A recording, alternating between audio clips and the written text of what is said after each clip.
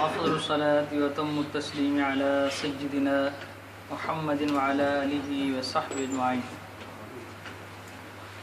قابل صد احترام معزز سامعین، آج تراویح میں آپ کے سامنے 17واں پارہ تلاوت کیا گیا ہے. اس کے اندر سورۃ الانبیاء ہے اور سورۃ الحج ہے. دو صورتیں مکمل آپ کے سامنے تلاوت کی گئی ہیں. سورۃ الانبیاء مکی صورت ہے، مکہ میں نازل ہوئی.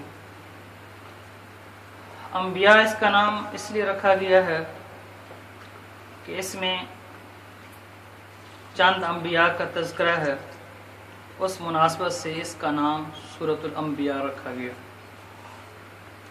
سورت کے شروع میں اقترب للناس حسابهم وهم فی غفلۃ معرضون، لوگوں کو آگاہ کیا گیا ہے، اعلان کیا گیا ہے کہ اقترب للناس، کہ قیامت کا وقت، قیامت کا دن قریب آ گیا ہے. محمد رسول اللہ صلی اللہ علیہ وسلم نے فرمایا کہ قیامت کو اور مجھ کو آپ نے یوں دو انگلیوں کو ساتھ کیا. نبی رحمت صلی اللہ علیہ وسلم فرمایا کہ قیامت کو اور مجھے ایسے ہی ساتھ ساتھ بھیجا گیا، یعنی قیامت اور میں ساتھ ساتھ آئے. تو اس کا مطلب یہ ہے کہ قیامت قریب ہے. اور نبی اکرم صلی اللہ علیہ وسلم نے دو انگلیوں کو ساتھ کر کے اس کو واضح کر دیا کہ مجھے اور قیامت کو ایسے ہی ساتھ بھیجا گیا جیسے یہ دو انگلیاں ہیں. اس کے بعد شروع میں سورت کے اندر بتایا گیا کہ قرآن جو ہے انسان کے متعلق بات کرتا ہے، انسان کے متعلق گفتگو کرتا ہے. ویسے ہر کتاب کا ایک موضوع ہوتا ہے، ہر تقریر کا ایک موضوع ہوتا ہے، ہر لیکچر کا، ہر گفتگو کا ایک موضوع ہوتا ہے. تو قرآن کا موضوع انسان ہے. انسان شروع سے لے کر آخر تک قرآن جو ہے وہ انسان پر گفتگو کرتا ہے کہ انسان چاہے وہ مسلمان ہے چاہے وہ کافر ہے، یعنی آدم علیہ السلام سے لے کر آخر انسان تک قرآن ہر انسان کے بارے میں گفتگو کرتا ہے. اور ساتھ یہ اعلان بھی کر دیا گیا ہے سورت کے اندر کل نفس ذائقۃ الموت، کہ ہر نفس نے موت کا ذائقہ چکھنا ہے، موت کا پیالہ پینا ہے. جس نے زندگی پائی ہے اس نے بالآخر موت کے دروازے سے گزرنا ہے، موت کا پیالہ پینا ہے. اس سے کسی کو کوئی چھٹکارا نہیں ہے، ہر ایک اپنی باری کے انتظار میں ہے. موت کا آنا ایک یقینی امر ہے. دنیا کے اندر ہر بات میں اختلاف موجود ہے، کسی نہ کسی بات میں کوئی نہ کوئی اختلاف موجود ہے، لیکن موت ایک ایسی چیز ہے کہ جس پر تمام دنیا متفق ہے کہ موت نے آنا ہے. ہر ایک کو آنا ہے، ہر ایک کے لیے ہے، کوئی اس سے بچ نہیں سکتا. جو اللہ کو نہیں مانتے وہ بھی موت کو مانتے ہیں، جو حضور کو نہیں مانتے وہ بھی موت کو مانتے ہیں، جو کسی نبی پر بھی ایمان نہیں رکھتے وہ بھی موت پر یقین رکھتے ہیں کہ موت نے بالآخر آنا. اس میں سورہ ابراہیم کے اندر جس طرح ابراہیم علیہ السلام کا تذکرہ کیا گیا، یہاں سورہ انبیاء میں بھی ابراہیم علیہ السلام کا تذکرہ بڑے خوبصورت انداز میں کیا گیا ہے. جس طرح وہ بتوں کو توڑتے ہیں، جس طرح ان کو نمرود کے دربار میں آگ کے اندر پھینکا جاتا ہے، اس کا تذکرہ اس صورت میں خوبصورتی کے ساتھ آیا ہے. آپ حضرت ابراہیم علیہ السلام نے عقل کے ذریعے ان کو بات سمجھانا چاہیے. جب وہ لوگ کسی بڑے پروگرام میں، بڑے میلے میں چلے گئے، ابراہیم علیہ السلام ان کے بت خانے میں گئے اور سارے بتوں کو توڑ دیا. ایک بڑا بت جو تھا اس کے کندھے پر کلوڑا رکھ کر آ گئے. اب جب یہ ان کی ایک عادت تھی، میلے سے واپسی آتے تھے تو سیدھا اپنی عبادت گاہ میں آتے تھے، آ کر اپنے بتوں کی عبادت کرتے. تو آ کر دیکھا تو کسی کا بازو نہیں ہے، کسی کا ناک نہیں ہے، کسی کے کان نہیں ہے، کسی کا سر نہیں ہے، کسی کی ٹانگیں نہیں ہیں. یعنی پورا حشر نشر ہوا پڑا تھا ان کے خداؤں کے ساتھ. تو سب نے یہی بیک زبان ہو کر کہا کہ یہ کام تو وہی کر سکتا ہے اور تو کسی کا کام نہیں. تو ابراہیم علیہ السلام کا نام لیا. تو ابراہیم علیہ السلام کے پاس آئے، کہنے لگے کہ آپ نے ہمارے بتوں کے ساتھ یہ کیا.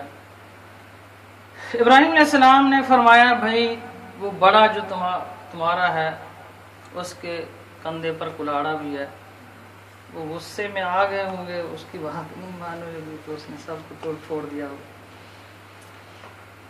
تو ان لوگوں نے آگے کہا کہ ابراہیم تو جانتا ہے کہ یہ بت ہیں مٹی کے یا پتھر کے، یہ نہیں لڑ سکتے، نہ ایک دوسرے کو مار سکتے ہیں. تو ابراہیم علیہ السلام نے فرمایا یہی تو میں تمہیں سمجھانا چاہتا ہوں، جو اپنا کان، اپنا ناک، اپنی آنکھ، اپنا بازو نہیں بچا سکتے، جو اپنی حفاظت نہیں کر سکتے، وہ تمہارے خدا کیسے ہو سکتے ہیں؟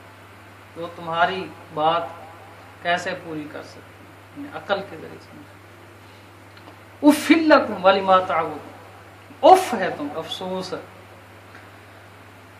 لیکن قوم کا فیصلہ ہوا، قالوا حرقوه وانصروا آلہتکم، ابراہیم علیہ السلام کو جلا دو، وانصروا آلہتکم، اپنے خداؤں کی مدد کرو. تو آگ کا بہت بڑا الاؤ جلایا گیا. ابراہیم علیہ السلام کو پنگوڑے کے اندر، جھولے کے اندر بٹھایا گیا. یعنی اتنا بڑا الاؤ تھا کہ قریب جایا نہیں جا سکتا تھا، جھولا دے کر اپنا گھر. یہاں پر بڑا عشق کا بہت ہی نرالا اور انوکھا انداز ہے قرآن میں. اس جگہ سامنے دیکھ رہے ہیں آگ ہے، اور آگ بھی ایسی کہ جس کے شعلے آسمانوں کو چھو رہے ہیں. بہت بڑی، آسمان کو تو نہیں چھوئے تھے، ضرب المثل بیان کیا جاتا ہے، بہت بڑا الاؤ. جبرائیل علیہ السلام آئے اور جب ان کو جھولے میں پھینکا جا رہا تھا. یہ اس پر ذرا غور کرنے کی ضرورت ہے کہ اللہ پر یقین ہو تو ایسا، رب پر یقین ہو تو ایسا، اور یہی یقین جو ہے وہ مطلوب ہے. تو جبرائیل السلام آئے اور آ کر فرمانے لگے کہ یا رسول اللہ بچا لو، جھولے کو ادھر کر دو، آپ کو ادھر کر دو، آگ کو ادھر کر دو. جبرائیل السلام نے بڑا خوبصورت جواب دیا. فرمانے لگے کہ تم کیوں آئے ہو بچانے کے لیے؟ وہ جس کے لیے پھینکا جا رہا ہوں، جس کے لیے آگ کے اندر جا رہا ہوں، وہ مجھے دیکھ نہیں رہا، تمہاری ضرورت نہیں. یہ یقین ہونا چاہیے رب پر. پھر یہ ایسا یقین رب کو پسند بھی ہے. اچھا، پھر اللہ نے بھی بڑا عجیب اور نرالا انداز اختیار کیا. اگر حضرت ابراہیم علیہ السلام نے فرشتے کو موڑ دیا ہے تو اللہ نے بھی فرمایا کہ اے ابراہیم اگر تجھے مجھ پر اتنا ناز ہے اور اتنا یقین ہے تو میں بھی تجھ سے مخاطب نہیں ہوتا، میں بھی آگ سے مخاطب. آج قانون ہی بدل دیتا ہوں، پوری دنیا کو بتا دیتا ہوں. تو پھر اللہ تعالیٰ آگ سے مخاطب ہے. قلنا یا نار کونی بردا وسلاما علی ابراہیم. تو آگ کا کام ہے جلانا، لیکن جلانے کی صفت کس نے رکھی ہے؟ میرے اللہ نے، میرے رب نے. اگر اسی آگ سے اللہ ٹھنڈک حاصل کرنا چاہیں تو یہی آگ ٹھنڈک دینا شروع کر دے گی، اللہ کا امر ہوگا. تو اللہ تعالیٰ نے فرمایا قلنا یا نار کونی، اے آگ آج تیرے رب کا تجھے حکم ہے کہ میرا خلیل آ رہا ہے، میرا خلیل آ رہا ہے. ایک اور بریک نقطہ میرے ذہن میں آ رہا ہے، دلچسپ کو سمجھاتا جو.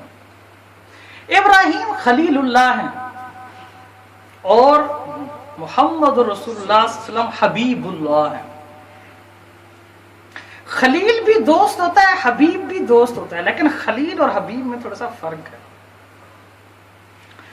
خلیل کہتے ہیں جو دوستی کرے اور کچھ بدلے میں چاہے بھی، اس کو کہتے ہیں خلیل۔ یہ ہے ابراہیم علیہ السلام کا لقب، یعنی ہر نبی کا لقب ہے، ابراہیم خلیل اللہ، موسیٰ کلیم اللہ، عیسیٰ روح اللہ، اسماعیل ذبیح اللہ، ہر ایک کا لقب۔ تو محمد رسول اللہ کا لقب کیا ہے؟ حبیب اللہ، حبیب۔ تو خلیل ہوتا ہے کہ جو دوستی کرے اور یہ امید بھی رکھے کہ مجھے نوازا جائے گا، مجھے عطا کیا۔ حبیب کہتے ہیں جو بے لوث دوستی کرے، جو بدلے میں کوئی امید نہ رکھے، بس یار کی نظر ہو اور یار کا دیدار ہو اور محبت ہو اور عشق ہو۔ تو ابراہیم علیہ السلام نے بھی بہت انتہا کر دیا ہر چیز میں، ہر امتحان میں۔ تو یہاں پھر اللہ تعالیٰ نے فرمایا قلنا یا نار کونی بردا وسلاما علی ابراہیم، کہ آگ ٹھنڈی ہو جا بردن، لیکن بردن کے ساتھ قرآن نے کہا وہ سلامن، سلامتی والی، زیادہ برف ہو نا، زیادہ آپ ہاتھ رکھیں تو ہاتھ تکلیف ہونا شروع ہو جاتی ہے، تو ٹھنڈی بھی ایسی ہو جائے جس میں ابراہیم علیہ السلام کو راحت اور سکون ملے، ایسی ٹھنڈک نہ دے جس میں تکلیف ہونا شروع ہو جائے۔ تو لوگوں کے لیے وہ آگ تھی اور ابراہیم علیہ السلام کے لیے گلزار جنت تھی۔ تو جب کوئی امتحان میں پاس ہوتا ہے پھر اللہ اعزاز بھی ایسے کرتا ہے، اکرام بھی ایسے کرتا ہے، نوازتا بھی ایسے۔ تو اللہ کے اوپر اس حد تک یقین رکھیں اور اس حد تک ناز ہو اللہ کے ساتھ کہ فرشتے بھی آئیں تو ان کو بھی واپس کر دیں کہ وہ دیکھ رہا ہے۔ پھر اللہ دنیا کے قانون ہی بدل دیتا ہے۔ تو اس کے بعد دوسرے انبیاء کا تذکرہ ہے، لیکن تفصیل کے ساتھ نہیں ہے، مختصراً ہے۔ چند انبیاء کا تذکرہ داؤد علیہ السلام کا ہے، سلیمان علیہ السلام کا ہے، تو اور 2-3 انبیاء کا تذکرہ ہے۔ اور اس کے میں آخر میں اس صورت میں یہ پیغام بھی دیا گیا ہے وما ارسلناک الا رحمۃ للعالمین، محمد رسول اللہ صلی اللہ علیہ وسلم کی رحمت اور آپ کی شفقت کو بھی پورے عالم کے لیے بتایا گیا۔ اس کے بعد سورۃ الحج ہے۔ حج یہ مدنی صورت ہے، مدینہ منورہ میں نازل ہوئے، لیکن کچھ حصے اس کے مکہ میں بھی نازل ہوئے، لیکن زیادہ مدینہ منورہ میں نازل ہوئے۔ تو اس کے شروع میں بھی یا ایھا الناس اتقوا ربکم ان زلزلۃ الساعۃ شیء عظیم، تو شروع میں تھوڑا سا قیامت کا منظر، جھٹکے کا، زلزلے کا منظر ہے، زلزلے کا بیان ہے۔ اس کے بعد اس صورت میں جو ہم یہ سجدہ تلاوت کرتے ہیں، یعنی یہ جو ہمیں سجدہ تلاوت کیا ہے، اسی مقام پر انہی آیات میں یہ فرمایا گیا ہے کہ لوگ اس رب کو سجدہ نہیں کرتے لیکن ہر چوکھٹ پر جھکتے ہیں۔ آج ایک بات ذہن میں رکھ لیں، جو رب کے سامنے جھکتا ہے وہ کسی اور کے سامنے نہیں جھکتا، کسی طاقت کے سامنے نہیں جھکتا۔ جو اپنے رب کے سامنے سر جھکاتا ہے وہ دنیا کی کسی طاقت کے سامنے سر نہیں جھکا سکتا۔ یہ اس سجدے کا سب سے بڑا راز ہے، سب سے بڑی طاقت ہے اس سجدے میں۔ جب آپ رب کے سامنے سر جھکا دیتے ہیں پھر یہ سر اتنی طاقتور، اتنی مضبوط ہو جاتا ہے کہ دنیا کی کوئی طاقت اس کو اپنے سامنے جھکا نہیں سکتی۔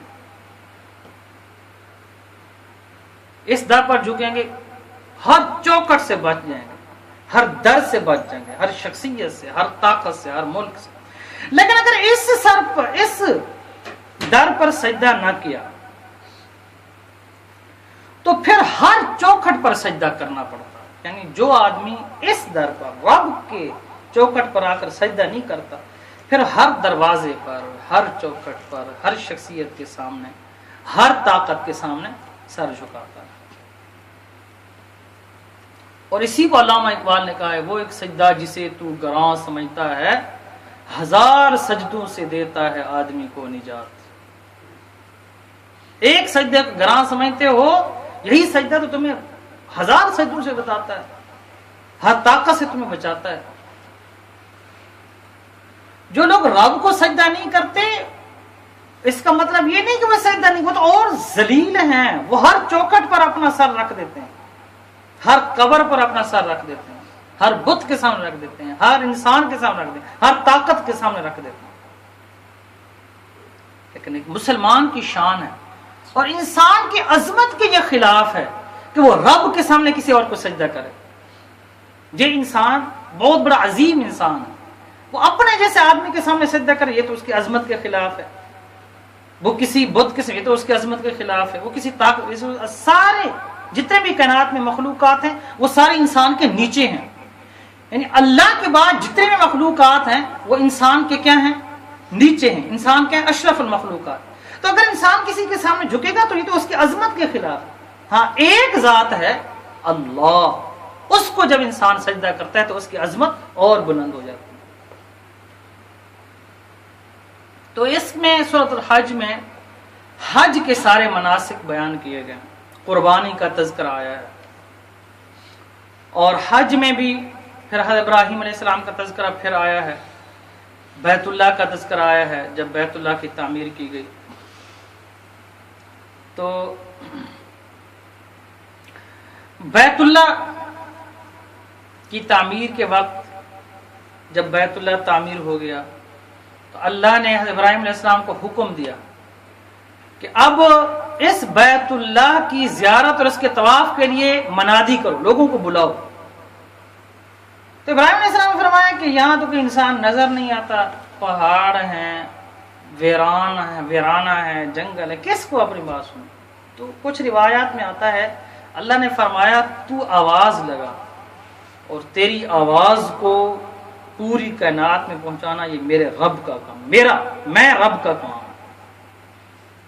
اور ایسا ہی ہوا. روایت میں آتا ہے کہ ابراہیم علیہ السلام جس پہاڑ پر کھڑے ہو کر آپ نے پکارا تو پہاڑ بلند ہوتا گیا، اور آپ ابراہیم علیہ السلام کی آواز پوری روئے زمین پر ہر چیز کو سنائی گئی، اور ہر چیز سے یہ آواز آنے لگی، لبیک اللہم لبیک لا شریک لک لبیک ان الحمد والنعمت لک والملک لا شریک. اور وہ آواز اللہ نے قیامت تک پہنچائی ہے. آج دیکھتے نہیں ہیں آپ، ہر ملک سے، ہر کونے سے، ہر علاقے سے، ہر بستی سے لوگ کھینچے چلے جا رہے ہیں اس گھر کی طرف. کہ اللہ نے اس آواز کو پہنچایا ہے. اور پھر قربانی کا تذکرہ ہے. قربانی کے اندر اللہ تعالیٰ فرمایا لن ینال اللہ لحومها ولا دماؤها ولکن ینالہ التقوی منکم. یہ حج جو ہے اس میں حدیث میں آتا ہے کہ اگر صحیح معنی میں کیا جائے، حلال مال سے کیا جائے، صحیح نیت کے ساتھ کیا جائے، تو حج کر کے انسان جب واپس آتا ہے ایسے ہی ہوتا ہے جیسے ماں کے پیٹ سے باہر پاک صاف ہو کر. تو اللہ تعالیٰ ہر ایک کو ایسا ہی حج کرنے کی توفیق عطا فرمائے. اور ساتھ ہی قربانی کے بارے میں کہا گیا ہے کہ تم قربانی کرتے ہو، یعنی وہاں جا کر کرتے ہو یا یہاں کرتے ہو، اس کے بارے میں کہا گیا کہ لن ینال اللہ لحومها ولا دماؤها. اللہ کو نہ تو اس کے گوشت کی ضرورت ہے اور نہ ہی اس کے خون کی ضرورت، لیکن ینالہ التقوی منکم. اللہ تو دیکھنا چاہتا ہے کہ کتنا تقوی ہے تمہارے اندر، کتنا پرہیزگاری ہے تمہارے اندر. اس سورت کے آخر میں ایک بہت بڑی جامع آیت ہے یہ وجاہدوا فی اللہ حق جہادی. اللہ تعالیٰ نے فرمایا، یہ اس سورت کی آخری آیت ہے، 17ویں پارے کی بھی آخری ہے، سورت الحج کی بھی آخری. اللہ نے فرمایا کہ وجاہدوا فی اللہ حق جہادی، جہاد کرو جیسا کہ جہاد کرنے کا حق ہے. وَاجْتَبَاكُمْ وَمَا جَعَلَ عَلَيْكُمْ فِي الدِّينِ مِنْ حَرَجٍ. اور یہ اعلان بھی کیا گیا کہ دین میں کوئی حرج نہیں ہے. ملت ابیکم ابراہیم هو سماکم المسلمین. اور پھر ایک نام دیا گیا ہے کہ تمہارا نام کیا ہے؟ مسلمان ہے. مسلمان ہوا سماکم المسلمین، یہ اللہ نے دیا. مسلمان کا نام اللہ نے قرآن میں اس آیت ہوا سماکم المسلمین کہ تمہیں مسلمان نام اللہ دے رہا ہے.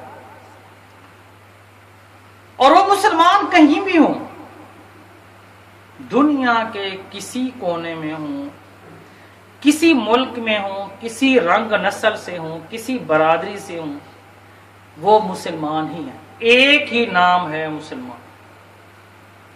وہ عربی ہے، وہ عجمی ہے، وہ کالا ہے، وہ گورا ہے، وہ کس برادری سے ہے، وہ کس قبیلے سے ہے، وہ کس ملک سے ہے، ان ساری دیواروں کو قرآن گرا دیتا ہے اور ایک ہی نام دیتا ہے، وہ سماکم المسلمین، تم مسلمان ہو. اور ہاں اس نظر سے یہ بھی سنتے جاؤ کہ مسلمان ہو اور ایک جان ہو. جہاں کہیں کسی مسلمان کو تکلیف ہوگی تو تم سب کو تڑپ جانا چاہیے، اس درد کو محسوس کرنا چاہیے. نبی اکرم صلی اللہ علیہ وسلم فرمایا کہ پوری امت ایک جسم واحد کی طرح، ایک جسم کی طرح ہے. جسم کے کسی جگہ تکلیف ہو تو پورا جسم اس درد کو محسوس کرتا ہے. تو اسی طرح مسلمانوں میں کسی جگہ تکلیف ہو تو پورے مسلمان اس کے لیے بے قرار ہو جاتے ہیں. یہ حضور کا پیغام ہے، یہ قرآن کا پیغام ہے. اور آج تو امت ہر جگہ زخمی ہے، ہر جگہ ظلم کیا جا رہا ہے، اور باقی ساری امت اور اس امت کے حکمران خواب غفلت میں ہیں، سوئے ہوئے ہیں. سب کچھ ہونے کے باوجود بیدار نہیں ہو رہے. ہر چیز موجود ہے، صرف دنیا کی لالچ ہے. سنتے جاؤ، محمد رسول اللہ صلی اللہ علیہ وسلم نے فرمایا تھا ایک وقت آئے گا کفار تم پر ایسے ٹوٹ پڑیں گے جیسے بھوکے دسترخوان پر ٹوٹ پڑتا. صحابہ نے عرض کیا رسول اللہ کیوں، ایسا کیوں ہوگا؟ حضور نے فرمایا تمہارے اندر وہن کا مرض پیدا ہو جائے گا، وہن کی بیماری تمہارے اندر آ جائے گی. صحابہ نے عرض کی وہن کیا ہے؟ حضور علیہ الصلوۃ والسلام نے فرمایا حب الدنیا و کراہیت الموت. دنیا کے ساتھ محبت کرو گے، موت سے نفرت کرو. آج یہ مرض لگ چکا ہے امت کو، اس لیے فلسطین کے اندر بے دردی سے ظلم کیا جا رہا ہے. اور ابھی تک، یعنی فلسطین کی تبھی تازہ ترین مثال ہے نا، اس لیے ان کا نام زبان پر آیا. ویسے تو ہر ملک میں، لیکن کوئی ٹس سے مس نہیں ہے. تو یہ حب الدنیا ہے، دنیا کی محبت ہے، موت سے نفرت. موت سے ہم ڈرتے ہیں، ہم میں سے کوئی آدمی مرنا نہیں چاہتا، اس لیے کہ اس کے لیے تیاری نہیں کی ہے. کوئی طالب علم جو سارا سال کھیلتا رہا ہو وہ امتحان نہیں دینا چاہتا، اس کو پتا ہوتا ہے کہ مجھے کچھ نہیں آتا، کیا لکھوں گا پیپر میں. وہ کبھی بھی امتحان نہیں دینا چاہتا، کبھی پیپر میں بیٹھنا نہیں چاہتا. لیکن جس طالب علم نے سارا سال محنت کی ہو وہ خوشی خوشی پیپر بھی دیتا ہے، خوشی خوشی رزلٹ بھی لیتا ہے، اور کامیابی کے ساتھ رزلٹ لوگوں کو دکھاتا بھی ہے. ہم مرنا اس لیے نہیں چاہتے کہ اس کے لیے تیاری نہیں ہے. سارا کچھ تو دل میں دنیا بٹھا رکھی ہے. تو یہ مرض لگ چکا ہے اس امت کو. حضور نبی کریم صلی اللہ علیہ وسلم فرمایا کہ تمہاری تعداد بہت زیادہ ہوگی، لیکن سمندر کے جھاگ کی طرح تم ہوگے. دیکھنے میں زیادہ نظر آؤگے، حیثیت یہ ہوگی کہ انگلی رکھو دبتی چلی جائے. کوئی وقت نہیں ہوگی، کوئی حیثیت نہیں ہوگی، کوئی وزن نہیں ہوگا تمہارا. اور آج آپ کے سامنے ہے صورتحال.